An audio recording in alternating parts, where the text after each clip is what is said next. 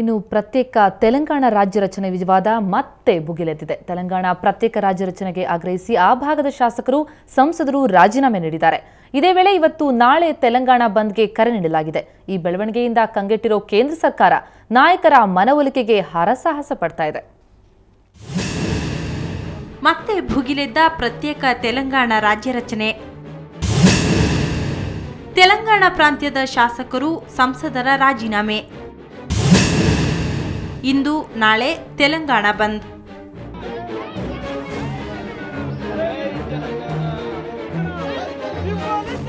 ಇಷ್ಟು ದಿನ ತಣ್ಣಗಿದ್ದ ತೆಲಂಗಾಣ ಹೋರಾಟ ಮತ್ತೆ ಚುರುಕುಗೊಂಡಿದೆ.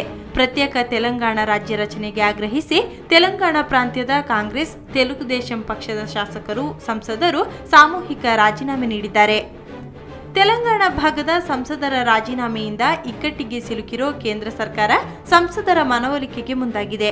ತೆಲಂಗಾಣ ಭಾಗಕ್ಕೆ ಕೆಲ ಅವಶ್ಯಕ ಸವಲತ್ತುಗಳನ್ನು ನೀಡಲು ರಾಷ್ಟ್ರಪತಿಗಳಿಗೆ ಕೇಂದ್ರ ರಾಜಕೀಯ ವ್ಯವಹಾರಗಳ ಸಂಪುಟ ಸಮಿತಿ ಶಿಫಾರಸು ಮಾಡಿದೆ. ಹೈದರಾಬಾದ್ ಮುಕ್ತ ಔದ್ಯೋಗಿಕ ವಲಯ ಎಂಬ ರಾಷ್ಟ್ರಪತಿಗಳ 1975ರ ಆದೇಶ ರದ್ದುಗೊಳಿಸಲು ಸಂಪುಟ ಶಿಫಾರಸು ಮಾಡಿದೆ ಅಂತ ಮೂಲಗಳು ಹೇಳಿವೆ. ಹೈದರಾಬಾದ್ನಲ್ಲಿ ತೆಲಂಗಾಣ ಜನರಿಗೆ ಔದ್ಯೋಗಿಕ ಮೀಸಲು ನೀಡುವ ನಿಟ್ಟಿನಲ್ಲಿ ಈ ಕ್ರಮವನ್ನು ಕೇಂದ್ರ ಕೈಗೊಂಡಿದೆ. ತೆಲಂಗಾಣ ಭಾಗದಲ್ಲಿ ಅಭಿವೃದ್ಧಿಗೆ ವಿಶೇಷ ಒತ್ತು ನೀಡಲು ಕೇಂದ್ರ ನಿರ್ಧರಿಸಿದೆ. ಇದಲ್ಲದೆ ರಾಜೀನಾಮೆ ವಾಪಸ್ ಪಡೆಯುವಂತೆ ಸಂಸದ, ಶಾಸಕರ ಮನವೊಲಿಸಲು ತೀರ್ಮಾನಿಸಿದೆ. ಆದರೂ ಸರ್ಕಾರದ ಆಮಿಷಗಳಿಗೆ ಬಗ್ಗದ ತೆಲಂಗಾಣ ಭಾಗದ ಜನಪ್ರತಿನಿಧಿಗಳು ಇಂದು ಮತ್ತು ನಾಳೆ ತೆಲಂಗಾಣ ಬಂದ್ ಆಚರಿಸಲು ನಿರ್ಧರಿಸಿದ್ದಾರೆ. ಹೋರಾಟ ಇನ್ನು ಯಾವ ತಿರುವು ಪಡೆದುಕೊಳ್ಳುತ್ತೆ ಎಂಬುದು ಕುತೂಹಲ ಮೂಡಿಸಿದೆ. ರಾಜೀನಾಮೆ ಸಂವಿಧಾನಿಕ ಬಿಕ್ಕಟ್ಟು ಸೃಷ್ಟಿಸಲಿದೆಯೇ ಎಂಬ ಪ್ರಶ್ನೆಯನ್ನು ಹುಟ್ಟುಹಾಕಿದೆ. ಬ್ಯೂರೋ ರಿಪೋರ್ಟ್, ಸುವರ್ಣ ನ್ಯೂಸ್ 24/7. ಕನ್ನಡದ ಬಾವುಟ, ಕನ್ನಡದ ಭಾಷೆ, ಇದ್ರ ಬಗ್ಗೆ ಮಾತಾಡ್ತಾ ಇದ್ವಿ. ಜಾರ್ಖಂಡ್ಗೂ ಕನ್ನಡಕ್ಕೂ ಎಲ್ಲಿಂದೆಲ್ಲಿ ಸಂಬಂಧ ಅನ್ನೋ ಒಂದು ಪ್ರಶ್ನೆ ಹೇಳುತ್ತೆ. ಅದಕ್ಕೆ ಉತ್ತರ ಅಂದರೆ ಈ ಒಂದು ಸ್ಟೋರಿ. ಜಾರ್ಖಂಡ್ನ ಪ್ರತಿಷ್ಠಿತ ಜಮ್ಶೆಡ್ಪುರ ಲೋಕಸಭಾ ಕ್ಷೇತ್ರದ ಉಪಚುನಾವಣೆಯಲ್ಲಿ ಕರ್ನಾಟಕ ಮೂಲದ ಅಭ್ಯರ್ಥಿಯಾದಂತಹ ಮಾಜಿ IPS ಅಧಿಕಾರಿ ಡಾಕ್ಟರ್ ಅಜಯ್ ಕುಮಾರ್ ಜಯಭೇರಿ ಬಾರಿಸಿದ್ದಾರೆ. ಕರ್ನಾಟಕದ ದಕ್ಷಿಣ ಕನ್ನಡ ಮೂಲದವರಾದ ಡಾಕ್ಟರ್ ಅಜಯ್ ಕುಮಾರ್ ಅವರು ಬಾಬುಲಾಲ್ ಮರಾಂಡಿ ಅವರ ಜಾರ್ಖಂಡ್ ವಿಕಾಸ್ ಮೋರ್ಚಾ ಅಭ್ಯರ್ಥಿಯಾಗಿ ಚುನಾವಣೆಗೆ ಸ್ಪರ್ಧಿಸಿ ಅದು ಕೂಡ 1,20,000 ಮತಗಳ ಭಾರೀ ಅಂತರದಿಂದ ಜಯಗಳಿಸಿದ್ದಾರೆ. ಈ ಮೂಲಕ ಆಡಳಿತಾರೂಢ ಬಿಜೆಪಿ ಮತ್ತು JMM ಅಭ್ಯರ್ಥಿಗಳಿಗೆ ಹೀನಾಯವಾಗಿ ಮಣ್ಣು ಮುಗಿಸಿದ್ದಾರೆ. 90ರ ದಶಕದಲ್ಲಿ ಬಿಹಾರದ ಖಡಕ್ IPS ಅಧಿಕಾರಿಯಾಗಿದ್ದಂತಹ ಅಜಯ್ ಕುಮಾರ್ 10 ವರ್ಷದ ಹಿಂದೆ ಹುದ್ದೆಯನ್ನ ತೊರೆದು ಮ್ಯಾಕ್ಸಿಸ್ ಗ್ರೂಪ್ನ CEO ಆಗಿದ್ರು. ಬಳಿಕ ರಾಜಕೀಯ ಪ್ರವೇಶಿಸಿದ್ರು.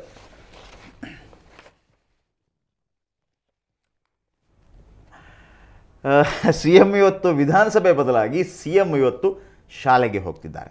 ಇವರ ಜೊತೆಗೆ ಸಚಿವರು, ಶಾಸಕರು, ಜನಪ್ರತಿನಿಧಿಗಳು ಕೂಡ ಸ್ಕೂಲ್ ಕಡೆ ಹೆಜ್ಜೆ ಹಾಕ್ತಿದ್ದಾರೆ. ನಿಮಗೆಲ್ಲ ಆಶ್ಚರ್ಯ ಆಗ್ತಾ ಇರ್ಬೋದು, ಯಾಕೆ ಮುಖ್ಯಮಂತ್ರಿಗಳು, ಸಚಿವರು, ಜನಪ್ರತಿನಿಧಿಗಳು ಇವರೆಲ್ಲ ರಾಜಕೀಯ ಬಿಟ್ಬಿಟ್ಟು ಶಾಲೆಗೆ ಹೋಗ್ತಾ ಇದ್ದಾರೆ, ಅಲ್ಲೇನಾದರೂ ರಾಜಕೀಯ ಮಾಡ್ತಾ ಇದ್ದಾರಾ ಅನ್ನುವಂಥ ಅನುಮಾನ ನಿಮಗೆ ಕಾಡ್ತಾ ಇರ್ಬೋದು. ಆದರೆ ಅಂಥದ್ದೇನೂ ಇಲ್ಲ. ಇವರೆಲ್ಲ ಬಹಳ ಉತ್ತಮ ಕಾರ್ಯಕ್ಕಾಗಿ ಶಾಲೆಗೆ ಹೋಗ್ತಾ ಇದ್ದಾರೆ. ಹಾಗಾಗಿ ಈ ರಿಪೋರ್ಟ್ ನೋಡಿ ಯಾಕೆ ಅವರು ಶಾಲೆಗೆ ಹೋಗ್ತಾ ಇದ್ದಾರೆ ಅನ್ನೋದು ನಿಮ್ಗೆ ಗೊತ್ತಾಗುತ್ತೆ.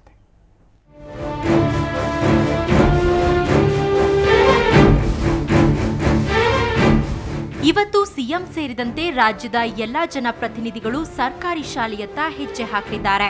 ಹಾಗಂತ ಇವರು ಪಾಠ ಕಲಿಯೋಕೇನು ಶಾಲೆ ಕಡೆ ಹೋಗ್ತಿಲ್ಲ, ಸ್ಕೂಲ್ಗಳ ಸ್ಥಿತಿಗತಿ ಬಗ್ಗೆ ಗಮನ ಹರಿಸೋಕೆ. ಹೌದು, ಶಿಕ್ಷಣ ಇಲಾಖೆಯ ಮಹತ್ವಾಕಾಂಕ್ಷೆಯ ಮಕ್ಕಳ ಶಿಕ್ಷಣದ ಹಕ್ಕು ನಮ್ಮ ಹೊಣೆ ಕಾರ್ಯಕ್ರಮದ ಅಂಗವಾಗಿ ಇವರೆಲ್ಲ ಶಾಲೆಯ ಕಡೆ ಹೊರಟು ನಿಂತಿದ್ದಾರೆ. ಮೊನ್ನೆ ಮುಖ್ಯಮಂತ್ರಿಗಳು ಶ್ರೀ ಯಡಿಯೂರಪ್ಪನವರು ಸಹ ಬಹಳ ಸಂತೋಷದಿಂದ ಈ ಕಾರ್ಯಕ್ರಮದಲ್ಲಿ ಭಾಗವಹಿಸುವುದಾಗಿ ತಿಳಿಸಿದ್ದಾರೆ. ನಮ್ಮ ಸಚಿವ ಸಂಪುಟದ ಸದಸ್ಯರು, ವಿಧಾನಸಭೆ, ವಿಧಾನ ಪರಿಷತ್ತಿನ, ಲೋಕಸಭೆಯ ಮತ್ತು ವಿಕೇಂದ್ರೀಕರಣ ವ್ಯವಸ್ಥೆಯಲ್ಲಿರುವಂಥ ಎಲ್ಲ ಜನಪ್ರತಿನಿಧಿಗಳು ಭಾಗವಹಿಸ್ತಾರೆ. ಹಾಗಾಗಿ ಸರ್ಕಾರಿ ಶಾಲೆಗಳ ಇತಿಹಾಸದಲ್ಲಿ ಜುಲೈ 5ನೇ ತಾರೀಕು ಬಹಳ ಮಹತ್ವದ ಒಂದು ಕಾರ್ಯಕ್ರಮ. ಪ್ರಥಮ ಬಾರಿಗೆ ಶಿಕ್ಷಣ ಕ್ಷೇತ್ರದಲ್ಲಿ 53,000 ಶಾಲೆಗಳಲ್ಲಿ ಶ್ವೇತಪತ್ರ ಹೊರಡಿಸಲಾಗಿದೆ. ಸಾಮಾನ್ಯವಾಗಿ ಶ್ವೇತಪತ್ರ ರಾಜಕೀಯ ವಲಯದಲ್ಲಿ ಕೇಳಿಬರುತ್ತೆ. ಆದರೆ ಶಿಕ್ಷಣ ಇಲಾಖೆ ಈಗ ಶಾಲೆಯ ಕುರಿತು ಶ್ವೇತಪತ್ರವನ್ನ ಹೊರಡಿಸಲಿದೆ. ಈ ಶ್ವೇತಪತ್ರ ಎಂದ್ರೇನು? ಈ ಶ್ವೇತಪತ್ರದಲ್ಲಿ ಏನಿರುತ್ತೆ? ನೀವೇ ನೋಡಿ. ಸರ್ಕಾರಿ ಶಾಲೆಗಳ ಸ್ಥಿತಿಗತಿಗಳ ಬಗ್ಗೆ ಸಾರ್ವಜನಿಕರು ಜನಪ್ರತಿನಿಧಿಗಳ ಮುಂದಿಡುವ ಪತ್ರವೇ ಶ್ವೇತಪತ್ರ. ಇದರಲ್ಲಿ ಶಿಕ್ಷಣ ಹಕ್ಕು ಕಾಯ್ದೆಯಂತೆ ಒಂದು ಶಾಲೆಯ ಕನಿಷ್ಠ ಮೂಲಭೂತ ಸೌಕರ್ಯಗಳ ಪಟ್ಟಿ ಇರುತ್ತೆ.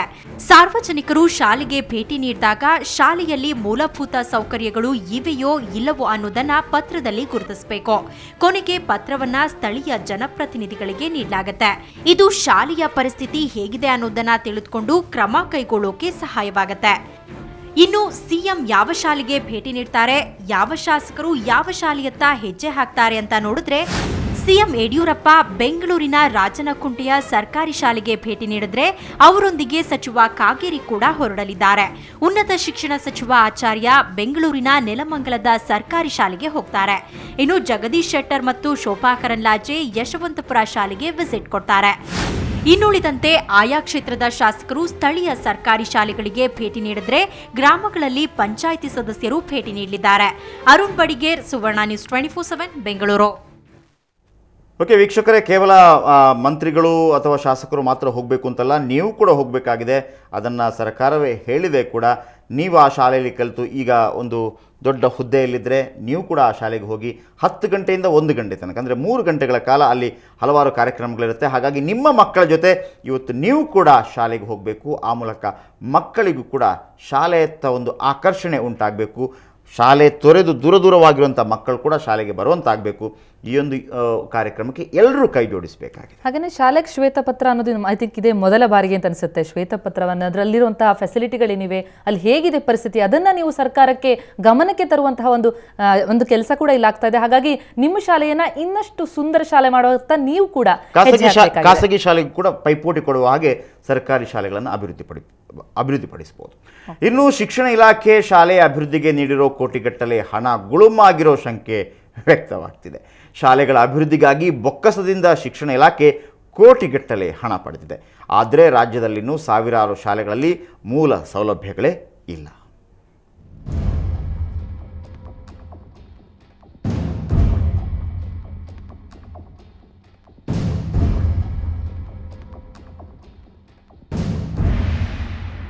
ಪ್ರತಿ ವರ್ಷ ಹೊಸ ಶಾಲೆಗಳು ಆರಂಭ ಆಗತ್ವೆ, ಅನುದಾನ ಕೂಡ ಹೆಚ್ಚಾಗತ್ತೆ, ಗುಣಮಟ್ಟವನ್ನು ಹೆಚ್ಚಿಸ್ತೀವಿ ಅನ್ನೋ ಮಾತುಗಳು ಪ್ರತಿ ಬಾರಿ ಶಿಕ್ಷಣ ಸಚಿವರ ಬಾಯಲ್ಲಿ ಕೇಳ್ತಾನೆ ಇರ್ತೀವಿ. ಆದ್ರೆ ರಾಜ್ಯದಲ್ಲಿನ ಸಾವಿರಾರು ಸರ್ಕಾರಿ ಶಾಲೆಗಳಿಗೆ ಮೂಲ ಸೌಲಭ್ಯಗಳೇ ಇಲ್ಲ.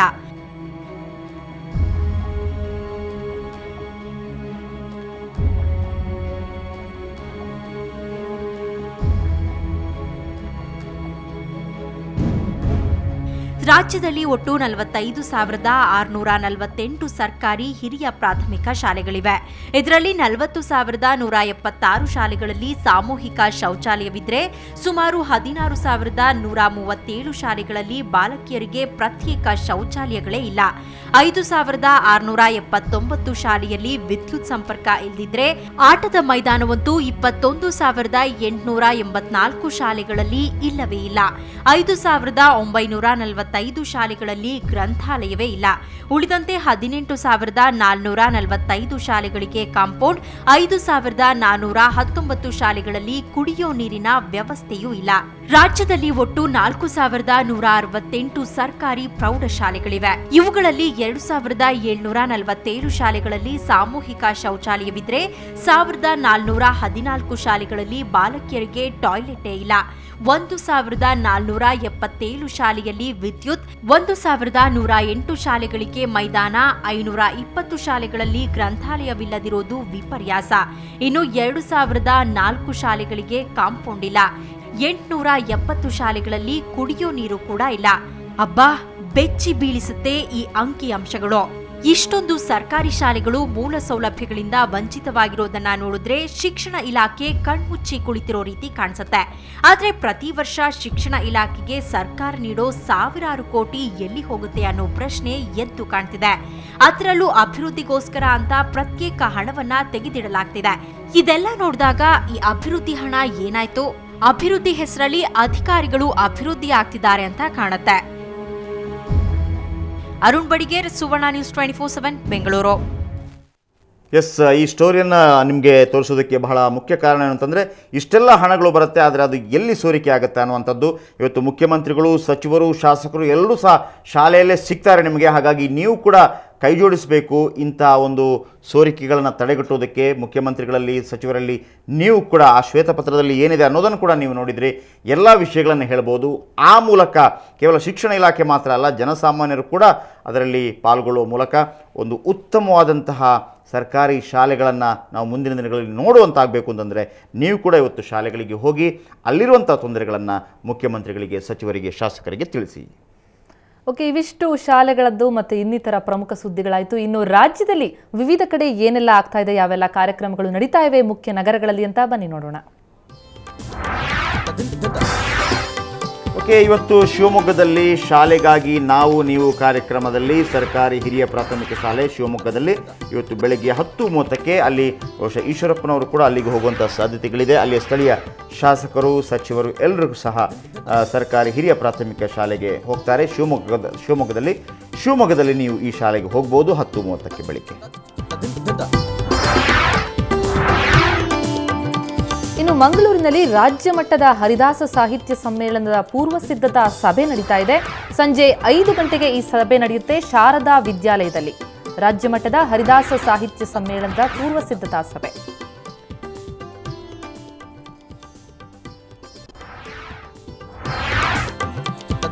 ಇನ್ನು ಮೈಸೂರಿನ ವಿಜಯನಗರದಲ್ಲಿರೋ ಆರ್ಟ್ ಆಫ್ ಲಿವಿಂಗ್ನಲ್ಲಿ ಇವತ್ತು ಸಂಜೆ 6:30ಕ್ಕೆ ಶ್ರೀ ರವಿಶಂಕರ್ ಗುರೂಜಿ ಅವರಿಂದ ಆರ್ಟ್ ಆಫ್ ಲಿವಿಂಗ್ ವತಿಯಿಂದ ಉಚಿತ ಶಿಬಿರದ ಪರಿಚಯ. ಇವತ್ತು ಸಂಜೆ 6:30ಕ್ಕೆ ಮೈಸೂರಿನ ವಿಜಯನಗರದಲ್ಲಿರುವ ಆರ್ಟ್ ಆಫ್ ಲಿವಿಂಗ್ನಲ್ಲಿ.